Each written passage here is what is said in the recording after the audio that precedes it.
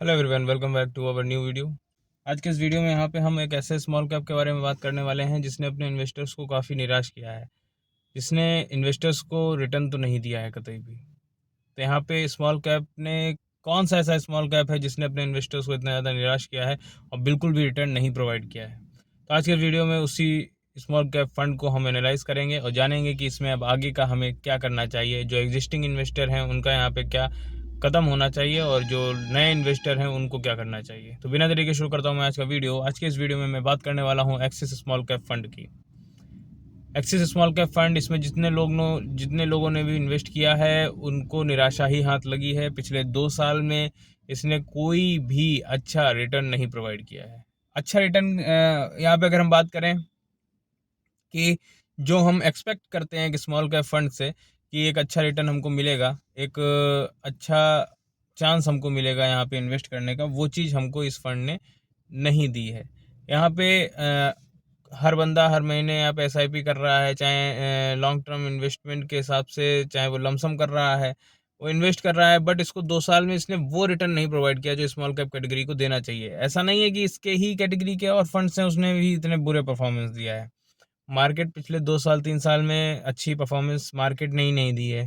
तो मैं उसमें ज़्यादा ये नहीं कहूँगा कि फ़ंड की बहुत बड़ी गलती है, बट हाँ, स्मॉल कैप कैटेगरी में जो अदर फंड हैं उन्होंने इससे अच्छा परफॉर्म किया है, तो इस वजह से थोड़ा सा निराशा इस फंड को देखने को मिलती है। मैं यहाँ पे आपके साथ कुछ डेटा शेयर करता हूँ। जैसा ये एक्सिस स्मॉल कैप फंड की अगर हम बात करें तो ये नवंबर 2013 में ये शुरू हुआ था और 22.68% का इसने अभी तक रिटर्न प्रोवाइड किया है। वहीं पर अगर हम बात करें तो इसका एक्सपेंस रेशियो 0.57% का देखने को मिलता है और 26,546 करोड़ का इसका फंड साइज हो जाता है।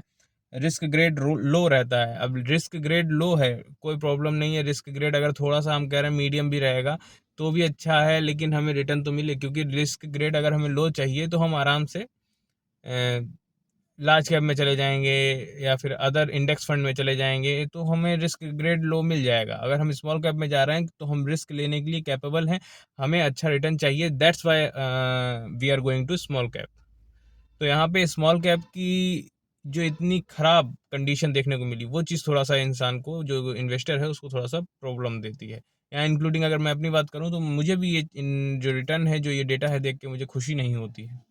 वहीं पे अगर हम बात कर लेते हैं इसके रिटर्न तो यहाँ पे ट्रेलिंग रिटर्न जो हम CAGR जिसको कहते हैं उसकी अगर हम बात करते हैं तो वो यहाँ पे 1 साल में माइनस में देखने को मिलता है, 3 साल में 18.66% का और 5 साल में 21.64 का यहाँ पे देखने को मिलता है।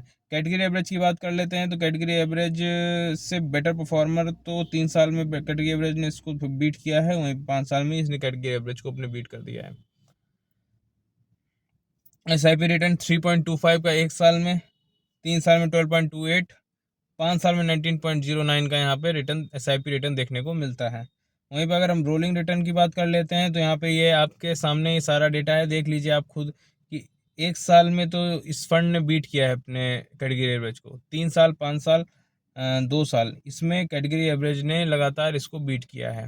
वहीं पे 5 साल में थोड़ा सा ये अपर परफॉर्मेंस देखने को मिली है, मतलब एक एवरेज परफॉर्मर देखने को मिलता है। मुझे एक अच्छा परफॉर्मर नहीं ये देखने को मिलता है स्मॉल कैप कैटेगरी के हिसाब से। अगर आप चाहेंगे तो मैं आपको कंपैरिजन वीडियो भी लेके आऊँगा, जो मैं कई बार लेके भी आ चुका हूँ। अगर आप चाहेंगे तो मैं आपको 2026 के हिसाब से स्मॉल कैप कैटेगरी में कौन से अच्छे फंड्स हैं वो मैं आपको समझाऊंगा। अभी हम यहाँ पे एक्सिस स्मॉल कैप फंड के विषय में बात कर रहे हैं, जिसमें डेटा कुछ खास देखने को नहीं मिल रहा है रिटर्न वाइज। वहीं पे अगर हम इसके रिस्क रेशियोज़ की बात कर लेते हैं तो यहाँ पे स्टैंडर्ड डेविएशन अच्छा है, बीटा अच्छा है, शार्प रेशियो अच्छा है, टेन्योर रेशियो भी अच्छा है, अल्फ़ा भी अच्छा है, और जो रिटर्न वाइज है, जैसा मैंने आपको बताया कि अच्छा परफॉर्मर नहीं है, तो वो यहाँ पे इसके रेशियो में भी देखने को मिलता है। ये एक्सिस स्मॉल कैप फंड की जो ओवरऑल यहाँ पे चीज़ें हैं, वो इनका डेटा भी ये चीज़ बोल रहा है कि हाँ, स्मॉल कैप कैटेगरी के हिसाब से इसने अच्छा परफॉर्मेंस नहीं दिया है।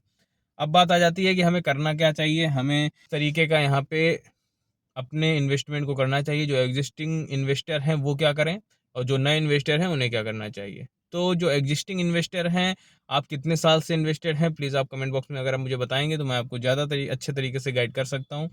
क्योंकि अगर मैं आपको एक एग्जांपल के तौर पे समझाता हूँ तो यहाँ पे अगर आप रिसेंटली इन्वेस्टेड हैं, रिसेंटली आपने अगर इन्वेस्ट किया है, या फिर मिनिमम मैं बात करता हूँ कि 6 महीने 1 साल हुआ है, तो मेरा ये मानना है आप इस फंड से एग्जिट कर सकते हैं। ठीक है, क्योंकि लॉन्ग टर्म में आपको टिकना उस फंड में चाहिए जिसका डेटा पिछले में भी ठीक रहा हो। 2 साल में तो उसने कुछ खास दिया नहीं है। तो अगर आप रिसेंटली इन्वेस्टेड हैं इस फंड में, तो आप इस फंड से एग्जिट करके स्मॉल कैप कैटेगरी में अदर किसी फंड में देख सकते हैं, जो कि बहुत से फंड इसमें अच्छे हैं। हाँ, अगर आपको यहाँ पे 2 साल 3 साल हो चुका है और आपका विज़न कितना है, ये डिपेंड करेगा आपका विज़न कितना लंबा है, आप कितने लंबे समय तक यहाँ रहना चाहते हैं। अगर आप यहाँ पे ज़्यादा लंबे समय तक रहना चाहते हैं, 10 साल 15 साल तक अगर आपका विज़न है और आप रुक सकते हैं इसमें, तो नो डाउट फंड आपको अच्छा रिटर्न प्रोवाइड कर सकता है, क्योंकि 2 साल का डेटा जो मैंने 2 साल 3 साल में जो रिटर्न देखा है उसके हिसाब से मैंने आपके साथ डिस्कस किया है। पहले इस फंड ने अच्छा रिटर्न दिया था, तो मैंने भी इस फंड की तारीफ करी थी, बट इस फंड ने अभी नहीं दिया है, तो मैं इस फंड के हिसाब से बात कर रहा हूँ। वहीं के अगर आपको 4 साल हो चुके हैं और 1 साल बचा है, 5 साल के लिए विज़न था, तो भैया यहाँ पे अगर आप 1 साल के लिए इसमें ड्रॉप आउट कर भी देते हैं, निकाल भी लेते हैं पैसा, तो भी कोई मतलब नहीं है, क्योंकि 1 साल में कोई पैसा आपका यहाँ पे कहीं और फंड में अच्छा नहीं बढ़ा देगा। तो इसलिए जो लोग रिसेंटली इन्वेस्टेड हैं या जो इन्वेस्ट करना चाह रहे हैं, वो एक बार सोच के इन्वेस्ट करें। और अदर फंड्स भी आप देख सकते हैं, और जो लोग यहाँ पे इन्वेस्ट कर चुके हैं, चीज़ों को जान चुके हैं या लॉन्ग टर्म के लिए इन्वेस्टेड हैं, वो अपने हिसाब से यहाँ पे देखें। बाकी आप कमेंट बॉक्स में जैसा बताएंगे, मैं आपको उसके हिसाब से बेहतर गाइड कर सकता हूँ।